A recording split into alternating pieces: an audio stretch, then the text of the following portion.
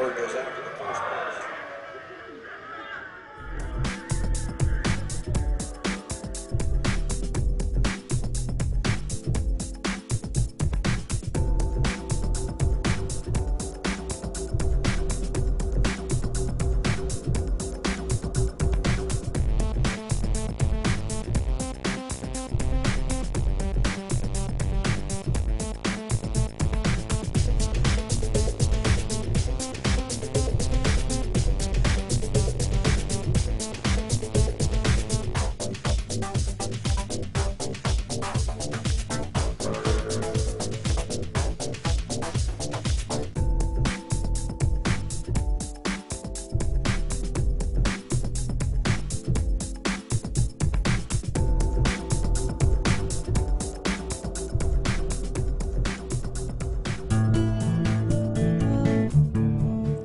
Maybe your first experience of putting money in the bank wasn't quite as heartwarming as this, but odds are, years later, you still refer to the balance showing on your bank account as being your money in the bank.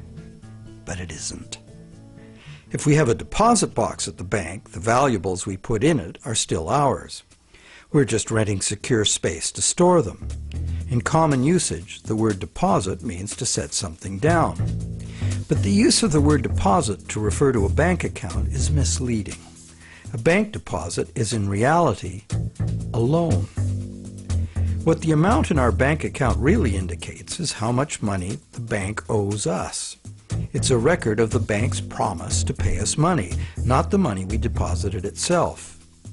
The difference is important. The truth is, when we hand the contents of our piggy bank to the bank teller, our money becomes the bank's money to do with as it pleases. All of the money in the bank is the bank's money. None of it is ours. That's why the bank pays us interest. We have loaned the bank our money. This may seem to be a semantic distinction. We know we can go to the bank at any time and take our money out in cash if we want to. But the distinction is not semantic, nor is it trivial. The distinction is crucial. What happens in banking affects everyone, and yet few of us know anything at all about how banking really works. The entire world economy now runs on a system of credit provided by banks, and when that credit system breaks down, everyone suffers.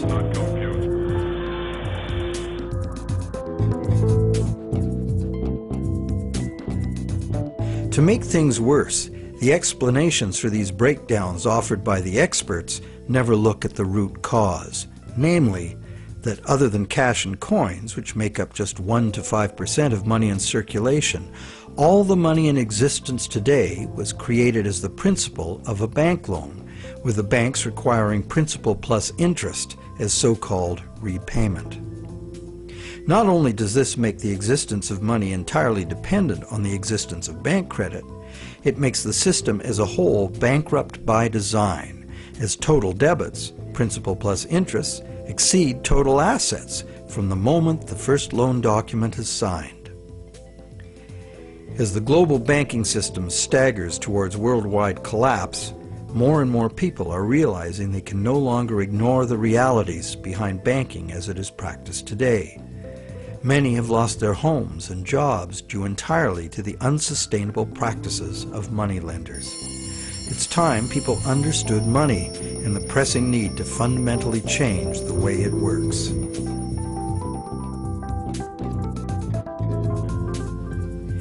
Clarifying what the words used in banking really mean is the first step. Now that we know that a deposit is, in truth, a loan to a bank, the next question is, what is a loan that we take out from a bank? When we sign for a loan, we give the bank a pledge to pay the amount of the loan plus interest. In return, the bank credits our account in the same amount as this so-called loan. While we speak of the bank as having put the loan money into our account, in reality, the only thing the bank puts into our account is its promise to pay the money. What has actually happened is an exchange of promises. Neither party has delivered anything to the other except matching pledges of debt. So who is the borrower and who is the lender? The terms loan, lender, and borrower are all misleading. The truth is that the two parties have traded promises to pay and in the process created something called bank credit or checkbook money that can be legally spent as money. Bank credit can be spent because we, in our innocence, notice that each time we deposit into our account, it increases our balance by the same amount. In fact, unless we put something in, our account will be empty. Thus, it's a natural assumption that money in an account is money someone put in. The account is a promise to pay, not the money itself.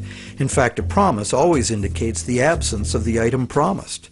Otherwise, why does it need to be promised?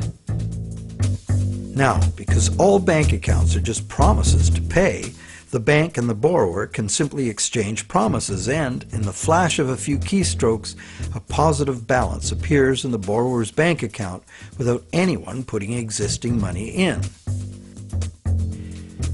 Now you know the real source of what we call a bank loan.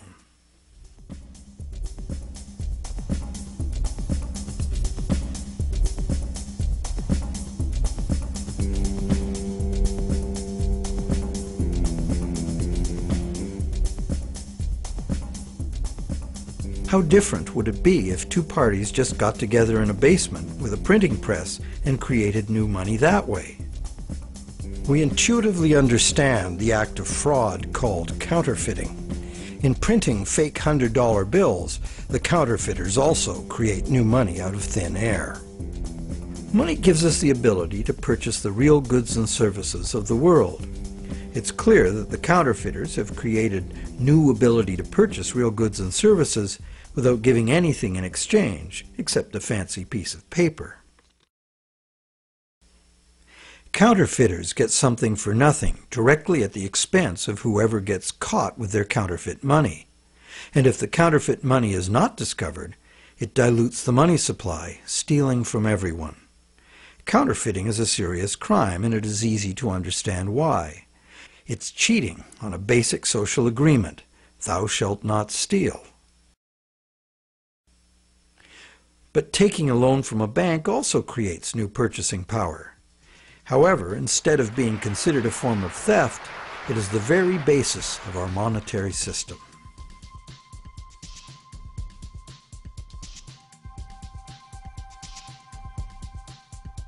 How did one form of creating money out of thin air become a crime and the other become standard business practice and the source of almost all our money? For this is what has happened. To understand how, we need to look at the history of the laws governing commerce. But before that, we need to understand the logic of the loan process itself.